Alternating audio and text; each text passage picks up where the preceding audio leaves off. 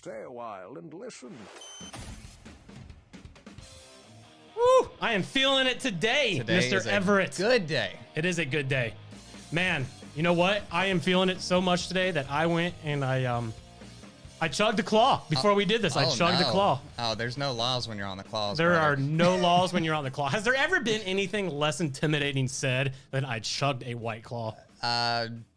I don't know. I chugged a handle of Fireball. Was pretty unintimidating. That's just gross. I can't imagine somebody's walking into like a frat party like, bro, give me that beer funnel. All right, now give me that White Claw. Yeah. All right, Yeah, hit me up with a White Claw. Y'all got White Claws here? not that raspberry shit. Give me the black cherry. Come on. Oh, man. Oh shit. Anyway, by the way, did you see the leaked gameplay from Assassin's Creed Valhalla? I did. I was a little like confused by the arrow volleys.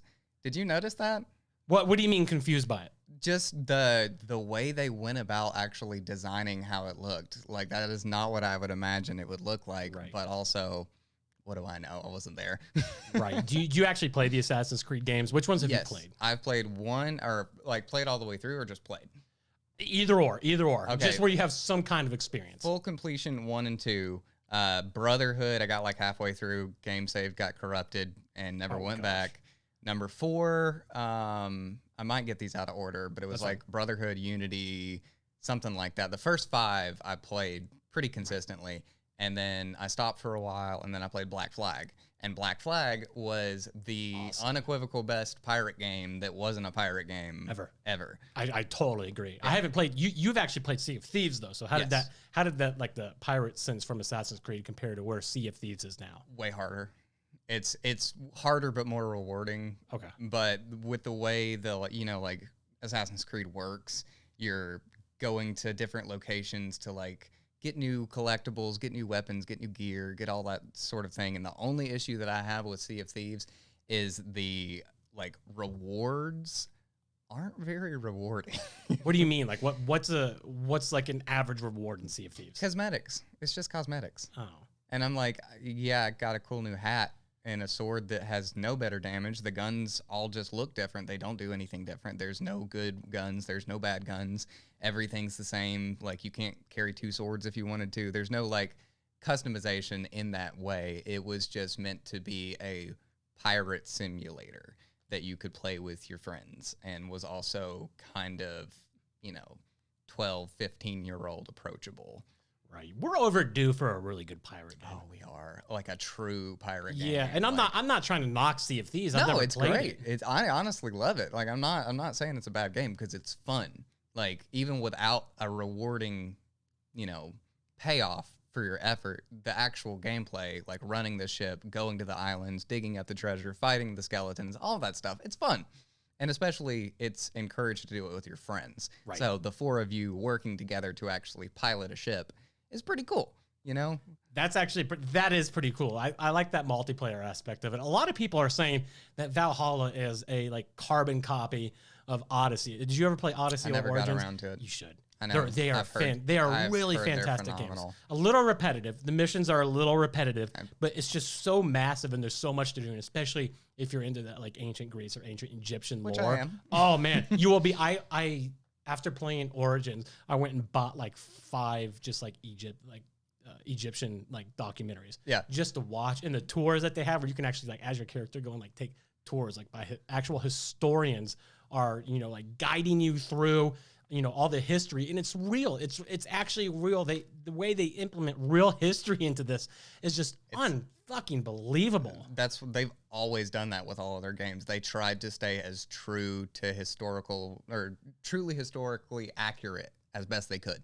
Even in like all of the weird games, like the Japanese one and stuff like that, they always put in the effort to make sure it's legit. But I was gonna say, little pro tip: you said you went out and got some documentaries, like all back in the early 2000s and late 90s when the History Channel was big. Like all of their, before it became Aliens and when it was actual history. When it was history, yeah. They've started putting all of their shows and all of their episodes for free on YouTube. So you can go back and watch like legit, really, really good documentaries and stuff about whatever you want, World War II, World War I, any point in history that the Discovery Channel or the History Channel did. and you can just go back and watch them all. Right. Okay. So today we're actually, because we posted the thing like, I think it was like a week ago or something like that, about what are your most controversial gaming opinions? And this kind of goes into mine a little bit, because I am the guy who, I don't care if it's a carbon copy, I'm still gonna get it because I love the story and I just enjoy it. I enjoy the action. And so I'm gonna get your most controversial opinion. But mine is, I am actually totally in favor of sports games that completely carbon copy from the last year. And I'll tell you why. Mainly because I don't know if you've ever played a sports game or not. Have you? A long time ago. Right. Okay. Yeah.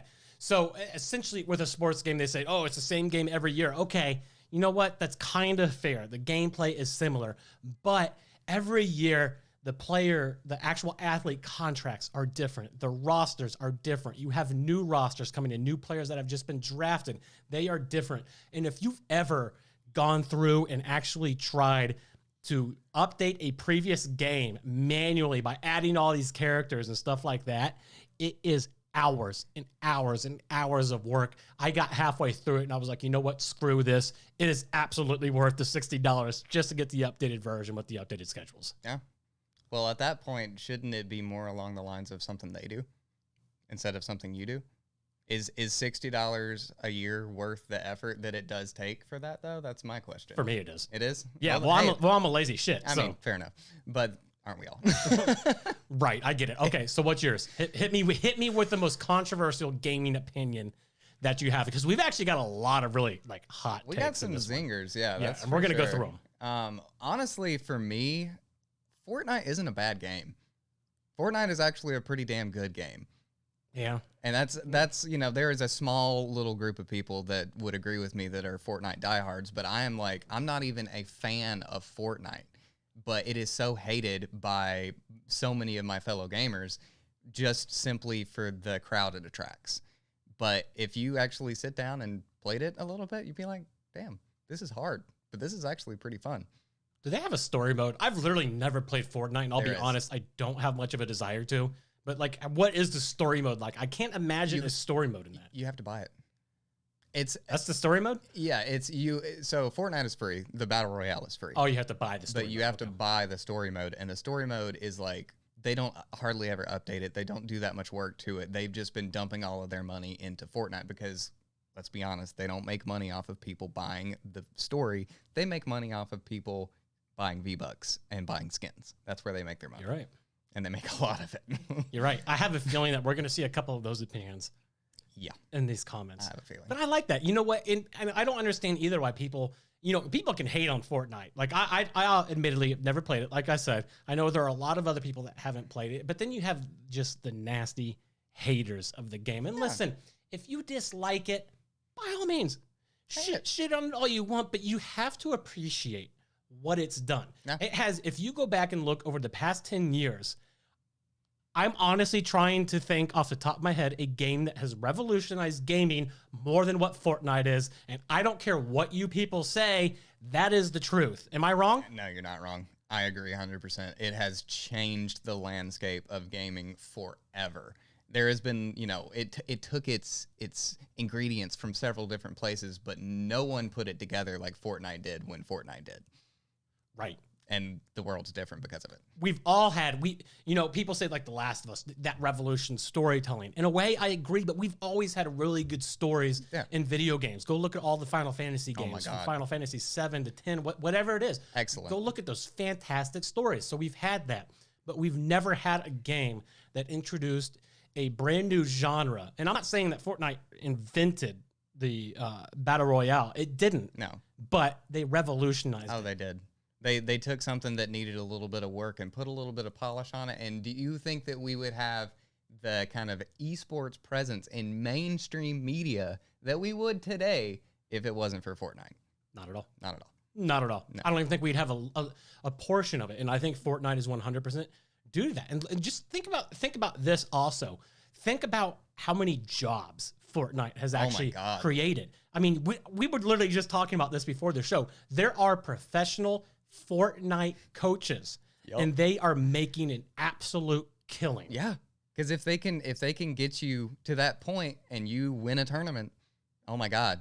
Like Benji, I think his name is Benji Fishy or something like that. He's one of the biggest Fortnite players in the world, but he won his first tournament at like 13 or 14 years old or something like that, and won like over $1 million just for being good at building. You know? Yeah. The guy that I was actually going to have, he's out of Europe, I believe England. And he's a professional Fortnite coach. This is what he does for a living.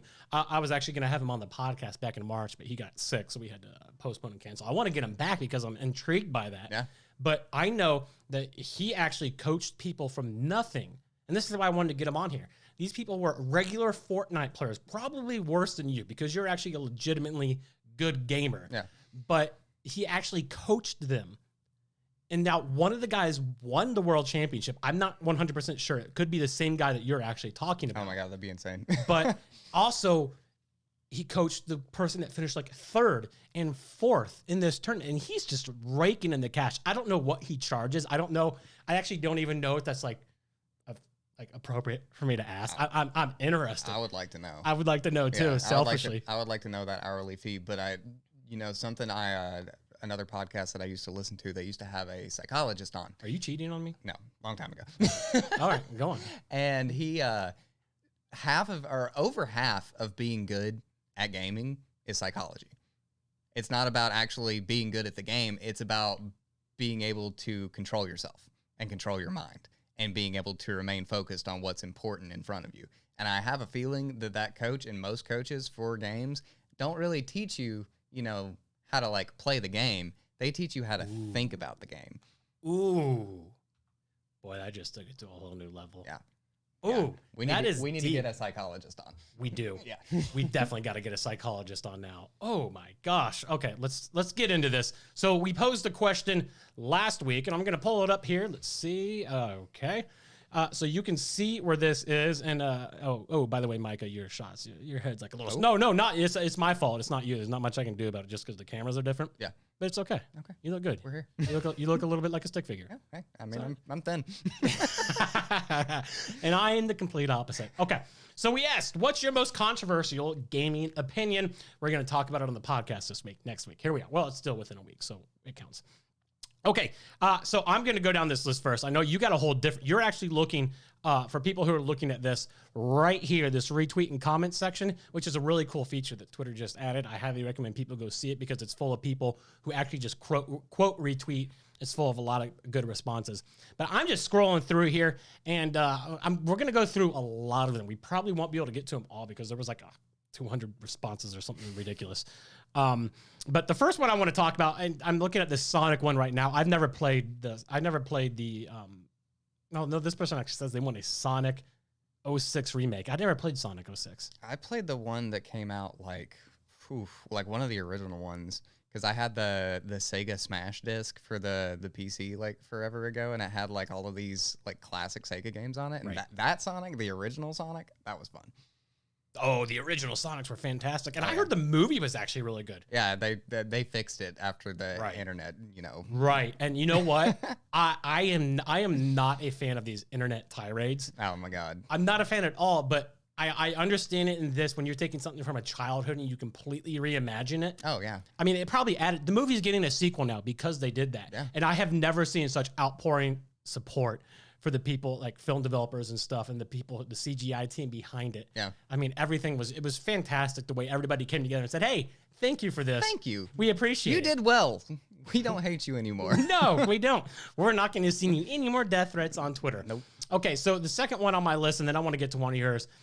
This is actually, I consider this one pretty controversial. Cody, I love Cody, by the way. I like when I go back and forth with this guy. He's a good dude. The Witcher 3 isn't even a top 10 game of this generation. Micah. Oof. Oh. The top 10 of this generation? But, okay, let's define generation first. Yeah. What would be considered this generation? I hope he means decade instead of console generation. Because console generation, there's 2 consoles in this decade. If he means just the newer console generation, he might be right. Because, I don't know. Wow. Are you siding with him? I'm not saying that I have an opinion one way or the other. I'm just It's an excellent game, but there are lots of excellent games out there. So how would you rate them? How would you stack them up? How would you say? It's personal opinion. Yeah. Yeah, it's totally a personal opinion. I'm playing through it my second time right now. It took me forever to get through the first time just because it's very grindy. There's a lot about the game that I don't like, but replaying through it now the second time, I'm enjoying it so much more. Because you know what you're doing. Yeah, and it's one of those games that you've got to put, 20, 25, 30 hours in before you learn. really know what you're doing. Yep, you got to learn. You got to learn. You got to do it. Like I was talking about last week, playing Kerbal Space Program, man, you aren't going to have any fun in that game until you learn. Yeah, and that requires a lot of math and stuff. Yeah, I still got to try it. I actually looked for it. I couldn't download it. I don't even think it's available to download anymore. I think you have to do it directly from their site. I could be wrong. You checked on Steam? Yeah, that's actually the first place I looked, and it wasn't on there then. Maybe something's changed, or maybe I'm just a complete idiot. That's weird. I'm going to go with option C. Oh, well, we'll see. Okay. Hit us with yours. What's one of these that you're looking at? All right. So, Seanster says Call of Duty ruined the FPS genre. You're wrong, buddy. I'm sorry, but you're absolutely wrong. Call of Duty has been steadily getting better over the years. I think after Modern Warfare 2, it went downhill for a while, but after Modern Warfare came out, we're back, baby. These past couple of years have been fantastic. We're up on the upline. They've done a good job, man. They've redeemed themselves. It's difficult to put out a game every year. Oh, yeah. Like that. Well, I mean, they have the rotating studio system that they work, so each studio has 2 years to work on their game. But Call of Duty Infinite Warfare, I was like, what? And most people were just like, what? Infinite Warfare, that was the one that was in space, am I correct? Well, it was partially in space. It was super duper in the future. So there was a bunch of that was the game that introduced wall running and trying to make Call of Duty wall running. That was the wall running one. Titanfall. They were trying to copy Titanfall. You're right. Yeah. You're right. They actually were. Titanfall was excellent. Titanfall 2 also excellent. I heard that Titanfall 2, a lot of people say that Titanfall 2 is one of the most underrated games ever. It's still excellent. Yeah. It's drop in, have fun. It's great. What's the multiplayer like? Is that pretty good? That's all I do. Whenever. Oh, so it's that good. Yeah. No, okay. it's just fun. Wow. Just running around the maps fast as hell, quick scoping people midair. It's a good time. Yeah. It's why Apex is so fun, is because they modeled the movement system after each other. I haven't played Apex yet, but I like it. I love the voice actors for Apex. I've got a couple. Got a couple buddies that do that. It's so much fun. Yeah, because you actually interviewed one of the guys that he plays Mirage. Yeah, Michael Craig Smith. Yep. Michael Craig Smith. What am I thinking? Roger Craig Smith. Gosh, if he sees this, he's not gonna see this. He's got way too many other things to do. Yeah. Maybe, I don't know.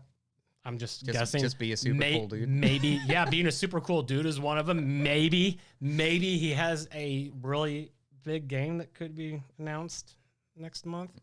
I don't know. Who knows? I honestly don't know. That's complete speculation, but I am fully assuming. Batman. Anyway, go on to your next one. Let's see it. All right. Isaiah says, here's a spicy one, boys. I think battle passes are worse than loot boxes. With loot boxes, you can at least keep trying until the servers die, but with battle passes, you only get so much time to do things and tend to be grindy as hell to squeeze money out of you as well. That rhymed. It did.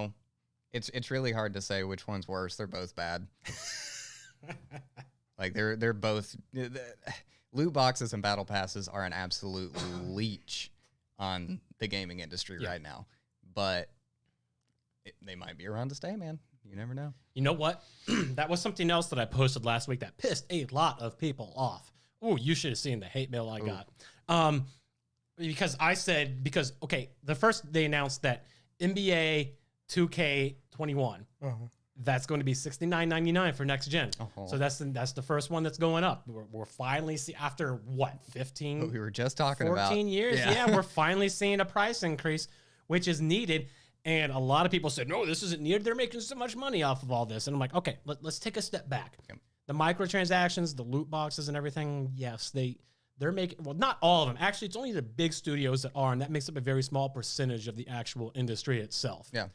But the amount of money that they're making off that could go away in literally a snap. We've already seen that the government has taken action on this stuff before. They've legitimately said, hey, this is gambling. This is one of the few things that I think our government's done right in the past, 20 years. Yeah. But so saying that microtransactions and loot boxes and everything is sustainable is just not true.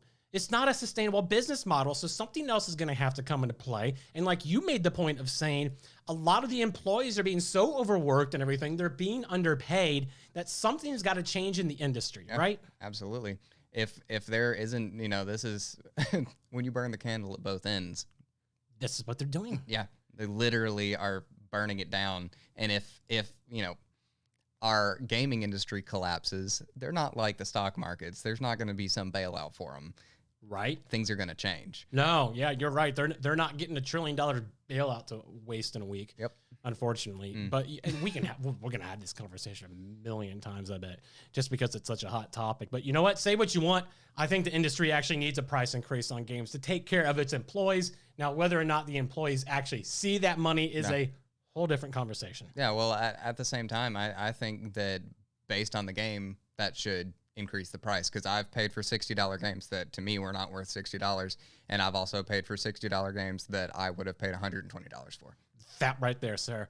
That right there is the point. The example that somebody that was on my side, it was rare. Somebody was actually on my side, and the point that they made is like, so you're telling me that let's compare two games. They said, let's take Witcher 3, which is 50 hours just to beat the story mode, let alone all the side missions, which is an insane amount. You're telling me that $60 is worth the same amount as For Honor, which is like a 12-hour, storyline. Yeah, decent, okay multiplayer. Yeah. Like, and that right there is exactly why I think that if I'm CD Projekt Red and I'm doing Witcher 4 or I'm doing Cyberpunk 2077, I'm coming out with like a $79 price tag. Honestly, if it's going to have that much content, you're telling me that that's not worth an extra $20 to you? Bro, if Cyberpunk was like, hey, we're going to make our game $100 instead, I'd be like, all right. Yeah. Cool. Yeah. You know what, Cyberpunk or CD Projekt Red, you've earned it. Let's go look at their track history. Oh my of games. God, their track they record. have earned it. If they want to make Cyberpunk 2077 $100, if you want to bitch and complain, by all means, people, bitch and complain. Yeah. But you're still going to buy it because you know it's going to be worth it. Yeah. So why not? If you know it's going to take out the microtransactions and all that and just throw it all in the game for you, you know they're on top of their updates. You know you're going to get a solid product at launch, make it $100. Who the hell cares? I mean, that comes back around to what is the gaming industry? It's entertainment. What do actors get paid? What do, TV celebrities, anybody like that, what do they get paid? And what are the hard-working game developers getting paid to make something that is more entertaining? Shit. Well, I think we're getting more to the point where, the developers are actually taking care the actual companies are taking care of their employees a little bit better, but it didn't come without massive outrage. Yeah. So, I don't know. It's another one of those things where CEOs are making, money hand over fist, and employees are just getting swept under the rug. Yeah. In the article that we talked about, and we're just bringing up last episode again, it said that, the more productive model for the industry, and we're going to get back to these, by the way. Gosh, this is why I did this, so we could get on tangents. The industry as a whole, the much better model is to do a new game every 2 or 3 years with a 20, 25 hour story. Yeah. So I get it. And I think that's the direction it's ultimately going to have to go, or else we're going to see a massive it's just not gonna, I don't want to say uprising, but there's gonna be a lot of developers, people that we need to make these games. They're just gonna be like, you know what, screw this. I'm gonna go to Silicon Valley and work for some tech company and make a shit ton of money. Yeah. So absolutely. Okay. Anyway, let's see. Here, hold on. I've got a good one. Oh, you've got a good one? For legal reasons, I'm not allowed to say the username, but you can say the username. I'm showing them on here. I don't care. I can't say the username. Oh, one of those usernames. Yeah. I gotcha. All right, go for it. But valid point. Warframe deserves more clout than Destiny has ever had.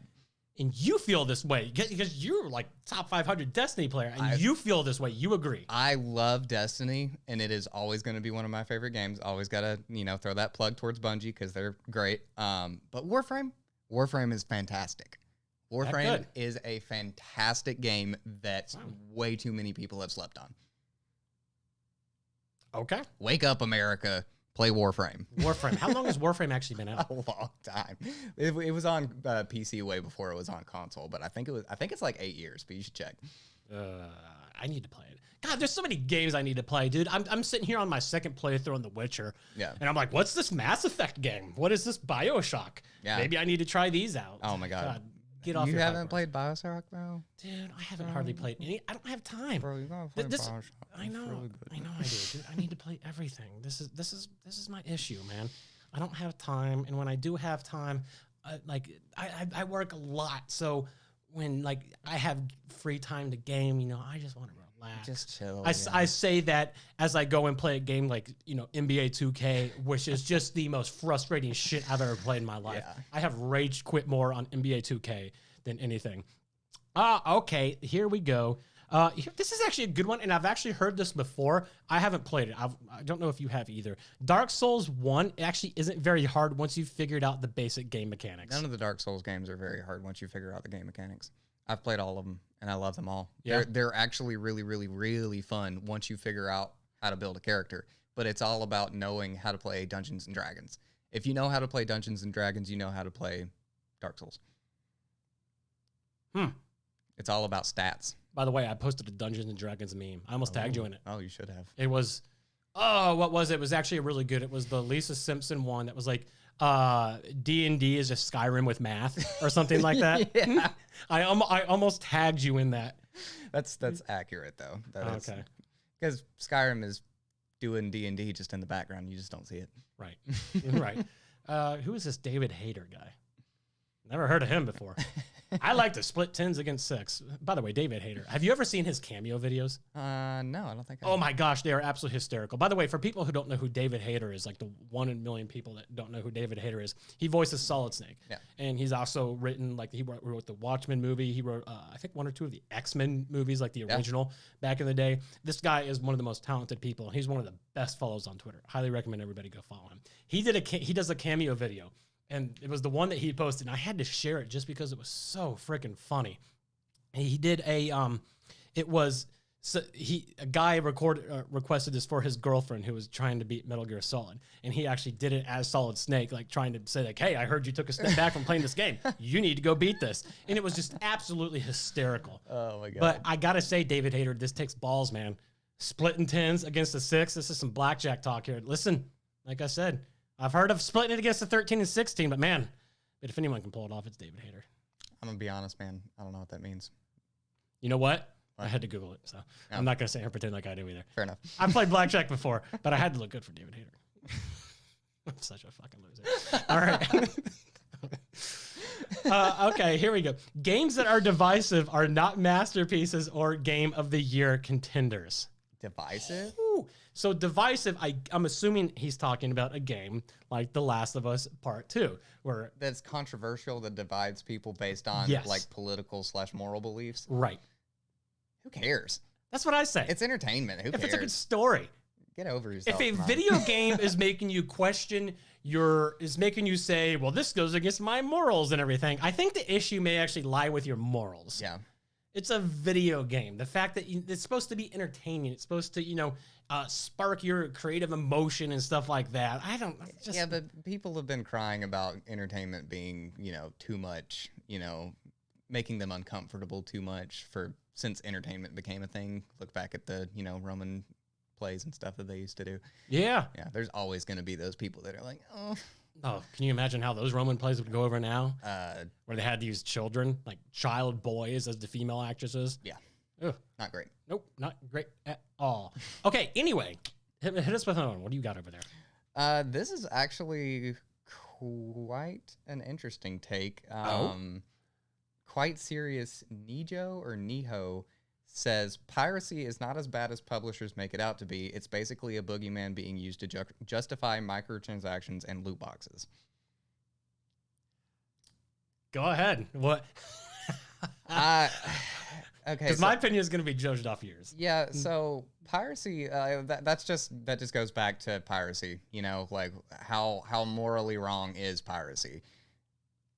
How morally wrong is, you know, game sharing with someone, because that's essentially the same thing. But just because Microsoft makes money off of it, they don't care. So it's like, you see, I have a problem with piracy, as I literally just pirated the original Zoo Tycoon. nah, But that doesn't count. that's the only way to get it That's now. from like, yeah, it literally is. They don't even sell it anymore. It was the only way to get it. And I'm not fond of the new ones. Anyway, enough of the Zoo talk, Ross. I think it's different from a sharing with your friend point of view, because you're sharing it with one person. When you put it out there as a torrent, Yeah. you're leaving it out there for thousands and thousands of people to download. I But mean, at the same time, it's a drop in the bucket compared to everything else. But you know, you go back to the Pirate Bay and all the people that are in prison because of that, and it's like, you know, you're fighting the man. What can you do? right. So what you're telling me is did you have LimeWire when you were growing up? Do you remember I'm just, the look on your face says it all. Napster and LimeWire. Napster, Kazaa. Yeah. Yeah, you could get. I remember I downloaded the Sims Complete Collection, the original one, all the first games and all their DLC expansion packs. That was back in the day when we had expansion packs. Ooh, yeah. Not downloadable content. No, that was back in the day, like 20 years ago. And I remember that I got my parents, they still had no idea.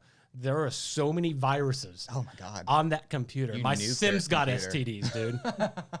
I mean, it was just filled with viruses, like Trojan horses. Every time you turn on the computer, my parents are like, "What is this? What's wrong with the computer?" It's like, "Well, it must be all the websites you're visiting." It's certainly not all the games I downloaded illegally, so people could pirate our personal information. I remember my family had like one computer for the 7 of us to share, because I have 5 or 4 siblings, and I nuked it out accidentally. Got the blue screen. Ooh. Yeah. Did you recover it? I had to learn, but I managed to get it functional again, but it was never the same. They are never the same once they go down. Man, there's way too many people in this just being like, The Last of Us 2 is actually way better than everyone's saying. Is what? What did you say? Did you say it's actually or sexually better? It's actually better than everyone thinks. It's a masterpiece. And I'm like, no one's not saying that. It's just hateful people on the other end that are saying it's a bad game. Like, it's always both sides, man. It's the people down the middle that aren't talking, the ones that are actually having a good time. You're right. And you know what? You're right. You made that point the last episode too. It is the quietest people are the ones that middle ground. That middle ground never speaks out, like you said. Yeah. You have the two extremes, and they're just battling it out on Twitter all day long. Speaking of which, did you see I can't remember her name off the top of my head, but she voiced, I believe it's Anna in The Last of Us 2, the death threats. Oh no. That this poor person got. I didn't see it. Dude, I part of me wants to pull it up, but there's no way. Yeah. I can't pull it up. She posted the messages, and they are horrifying. Damn. They are just horrifying. Nobody deserves that. She's a voice actress. Not at all. And on top of that, she's a fantastic voice actress. Yeah. She didn't write the script. She just performed it. And the fact that you're that pissed off about it shows you how well she performed it. Did they do 3D modeling in that game where they used the like facial trackers and stuff on the characters? I think and stuff? so. Like, so she actually had to just put in a lot of work. Yeah. It wasn't just standing here with a microphone reading lines. Almost positive. I'm sure they have to do some voice dubbing stuff at the end, but I'm almost, and don't quote me on that, but I'm almost positive it's the mocap suits. Yeah. Damn. Which, by the way, I talked to Kate Drummond about that. That was actually like the second episode, because she did mocap. I think she did it for Splinter Cell. Yeah. Splinter Cell Blacklist. I know that. I think she's done it for a couple other games too. And she was telling me about just what it's like to be in one of those mocap suits. And oh my God, they don't deserve any crud just because they had to go through that. Yeah. It's like wearing a wetsuit, but not in the water. Literally. It's literally essentially wearing a wetsuit. And she's like, we got these cameras that are 2 feet in front of us. Yeah. And they're like right here for her. They're like literally like close as this, and they have to have like real emotion. They have to react. I mean, these people consider voice actors, and I think Roger Craig Smith talked about this a little bit too. And this is legitimate acting that they have to do. They're They have actors to, They now. 100% are actors. They are not the redhead stepchild Nope. these are legitimate actors. Yep. And they're not, number one, they're completely underpaid compared to, compared to like movie star status and stuff like that. And also compared to movie star status, they're doing this for 50 and 60 hour games. They're not doing it for a 2-hour movie. Yeah. So they're actually putting in a lot of work. And I don't think they ever get the credit they deserve, unfortunately. And they're not ever really even seen, truly seen. They're not. Because they can be, their faces, everything can be completely wiped. You don't really know who you're looking at. Now, Change their eye color, change the way their hairline works, change whatever you want at that point. Right. They deserve more credit. They deserve way more credit. I agree. This was the first time I'd ever heard this one. Star Wars Battlefront 2015 was freaking amazing. Battlefront, the first one, not Battlefront 2, or is that Battlefront 2? This would be the remake of the first one in 2015. That was literally like microtransaction haven. I thought that was Battlefront 2 when it came out. I'm sure it was that too. Because that one, they finally got their shit together and changed Battlefront 2, and it's I've heard it's a fantastic game right now. I actually played it a few months ago. I didn't put a lot of time into it just because, it's okay. but it's a lot better than it was, Right. Okay. This will be one of my last ones I'm going to get back to yours. Third-party AAA games are too grindy. What? Third-party AAA games are too grindy. No? I mean, what do you expect? Are you gonna read a book that's only 20 pages long? Are you just trying to have a light snack instead of a meal? Okay. Trust me, and I am someone that does not take light snacks. Anyway, go ahead. Enough fat jokes about me.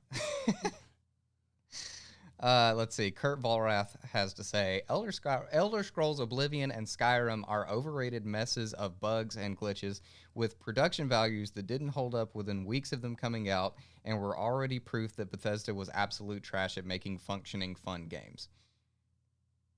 You're wrong. I mean, in my opinion, you're absolutely wrong. Maybe just because I was obsessed with those games and I thought they were wonderful. Yeah. And I put hundreds of hours into both of them and had a great time doing it. So I'm sorry you didn't have fun, but I don't think that's correct. I would tend to agree. And by the way, this is the beautiful part about this is I don't know if we can, I mean, we're going to sit, we sit here and say oh, I disagree. You were wrong and stuff like that. But this is why it's a hot take. Yeah. You're allowed to be wrong in this. Yeah, true. I am wrong about a whole lot of things. Metal Gear Solid 2 Substance is the greatest game of all time.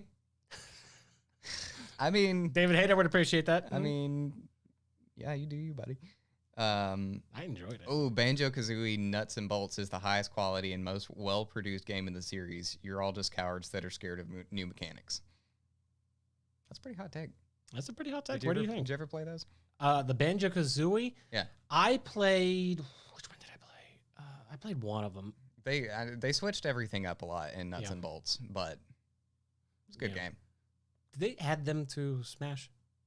I think so. At this point, I'm not even sure who's in Smash. Everyone's in Smash. There's so many things in Smash. Waluigi. Yeah. Wow.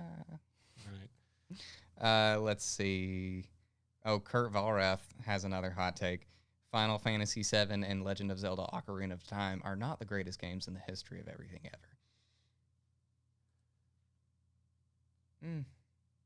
It's really hard to say what is the greatest game. Repeat that again. Final Fantasy VII Okay. and The Legend of Zelda Ocarina of Time are not the greatest games in the history of everything ever. Well, in the history of everything ever. And that's, those are big shoes to fill in the history of everything ever. How are you going to beat chess? You told me checkers didn't make the list? Yeah, come on. Where are those? Where's pickup sticks and jacks and marbles? Right? Those games go back generations. We're not even 30 years out of Ocarina of Time. Yeah, what about the classic wheel and stick? No, I mean if we're including all those, Ocarina of Time is maybe fourth. Maybe fourth. Yeah. Between stick and wheel is definitely. Now, if we're talking about strictly video games, however, strictly video games is a different story. I don't know. What would you consider the best video game ever made? there's so many things you have to take into account, and also like all of that's personal preference anyway. How do you quantify what is objectively the greatest game of all time? I don't know how. I don't think there is one ruling. I don't think there is one way to do it. For me, I would say if I have to stamp the star on a game right now, it would be Ocarina of Time, just because, like we talked about a couple weeks ago, it just the way it revolutionized gaming, the way it set the bar so high. Yeah. I think right now it has to be. Now, but with that said, that's my personal opinion. I think there are a lot of other games that are easily just as much in that argument. Yeah. I mean, if you're just looking at how much fun you've had, that just depends on how much fun you've had. Right? Know? Some people, their greatest game of all time may be Pong. The little two lines going up and down with the little ball bouncing in between them. That might be the best for you. Right. It's all personal preference at that point. I hear that. Okay. You got any more? I got one more. Let's get to this one, because this is actually going to lead me into another question that I have for you, because we haven't talked about this and I've always been curious about it. Not necessarily these games. Pokemon Sword and Shield were just all right games. People who don't give credit to what it did right and people who think they're perfect without seeing how many balls they dropped are blinded by their emotions. It doesn't deserve RPG of the year, but it doesn't deserve awful gamehood. See, I don't know if that's necessarily a hot take. I think that's a balance. I think that's a balanced take. That's a very astute observation, right? Whoever you were, right? But I mean, I agree. I went back and I bought it. I have a Switch and I bought Sword. What'd you think? I went into it with my blinders. Well, not blinders. My nostalgia eyes. Trying to see it the way I saw it as a kid. Trying to feel the way I felt about it as I, saw it and felt about it as a kid, and I couldn't. I just can't. I'm different now. I'm older now, and I have to, be okay with that. What gen did you start with? Oh, I started with Ruby and Sapphire. Okay, so you started a little bit. Did you go back and play the originals at all? Okay, I had to just so I could say I played them. Right. I went back and I played. What was the original? Yellow? The first gen was, they didn't release green in the United States, but it was red and blue, and then they had yellow was kind of like the add-on. Okay. I played yellow and red. Okay. Yeah. Yeah, essentially the same game. So let me ask you this then, and I've always been curious about this. When you're leveling up your Pokemon and you're taking them into battle, do you have a strategy that you use? Like personally, like when I'm talking about more of like the move set. Yeah. And stuff like that. I go all attack. Yeah. All powerful attack, like the Leers, the sand attacks. Yeah. Get rid of that shit. Let's just go all in. I will grind. Them. Yeah. So do you ever use like the defensive moves or the stat killers? So I was a balanced kind of guy. I have always in RPGs tried to build characters for specific roles. So I would build my Pokemon the same way. I would have like 2 straight nukes, straight attack Pokemon, so usually my fire and water would be, my strongest, and then I would have more of a like debuffer that I could throw in there if I run into someone that's being annoying or someone that's hitting me too hard. And then the fourth was always kind of like a flex, someone that could, do both. Yeah. So just in case I lost one of my best heavy hitters, I had someone to back them up. Was there one Pokemon that you always went towards, that you always had to have, like a wild one that you could catch that you had to get in your lineup just because you were so comfortable playing with it? Well, when I put the most time and hours into Ruby and Sapphire, so the second generation that came out, or second, I don't know. Anyway, there was the legendary Pokemon Kyogre and whatever the ground one was called, Groudon or something like that. And I would always just rush to get one of them because I knew after I played through the first time, I got lucky and I found where you get the Master Ball, and I figured out how to get there really fast. So I started a new playthrough, and I just beelined straight for Kyogre just so I could have a legendary water/ground type, because that has a lot of good water/ground. See, I never played past Generation 2, and I still play Gen 2 all the time. So, water ground. Yeah. That's different. Yeah. It worked really well. What was his name? It was Groudon, I think. Groudon? No, Kyogre. Sounds like a weed killer. Kyroge, I think. Kyroge or something like that. I don't know. Kyroge. Okay. I have to look it up. It's been a long time. All right. Either way, I'll let you finish this off. You got any more that you want to go through? Honestly, man, Are they just all trash? Everything else is. By the way, we love you. We don't mean that. No, you're not trash. We rely on you. Literally. Okay, this is actually not a bad take. Connor Kenway was the best assassin in the Assassin's Creed series who could easily take on the likes of Ezio without breaking a sweat, and his game was excellent. Also, Jack the Ripper should have won against Evie in the AC Syndicate DLC. What the actual frick was that ending? Did you play that? I did. Yeah. I did. What the frick was that ending? Out of all the ones that I played, I enjoyed that one. I like the storyline. I like the brother-sister dynamic. Yeah. But, you know, if you're going to bring in a character like Jack the Ripper. He's got to be a badass, man. I agree. Like, you can't just throw him in just to kill him. I agree. In fact, if I would have done Jack the Ripper, I think I would have done it in a completely different way. I think I would have done it somehow where it turns out one of the protagonists was like not one of the protagonists that you play like as, but like one of the guys on your team. Like you just find out he's Jack the Ripper, and then you have that choice where you can kill him or support him or something like that. Yeah, but I felt like Assassin's Creed never was too big about throwing huge moral dilemmas your way. No, you were just kind of playing through a story. You weren't really faced with too many difficult choices. No, they kept the actual like dilemma to the plot lines where you don't really have that much control. Yeah, man. Knights of the Old Republic with the light dark system, figuring out if you want to be evil or good. That's a fun little game element that I feel like a lot of games don't have anymore. I hope they bring that back, man. It's fun. I know. You said you're playing it on mobile too. Yeah. It's good on mobile. It's good on. I'm telling you, man, it's good. All right, all right. I'm gonna because I heard rumors that they're gonna be doing a Disney Plus show on it. Like now, those are probably complete trash rumors. I have nothing to back that up. I heard them too, so we'll see. All right, I hope so. All right, we got to get out of here. Yep. Wow, 45 minutes in. This is awesome. That was a fun episode. Yes, it was. We just crushed that. Always. Fucking awesome. Let's do it. All right, we'll catch you guys next week. All right. See you. Bye.